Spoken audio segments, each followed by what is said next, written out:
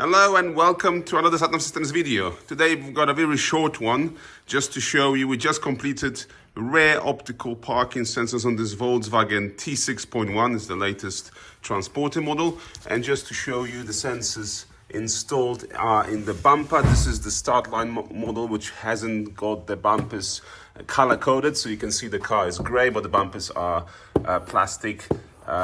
So no colors, no color coding on it. And the sensors are just completed and installed here. 1, 2, 3, and 4. And as you can see, from here, barely visible when you're behind.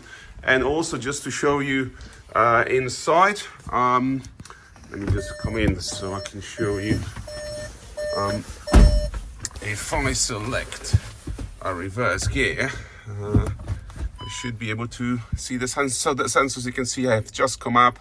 The lines will start coming up when you're getting closer to the object. You've got the rear of the car all coming up here.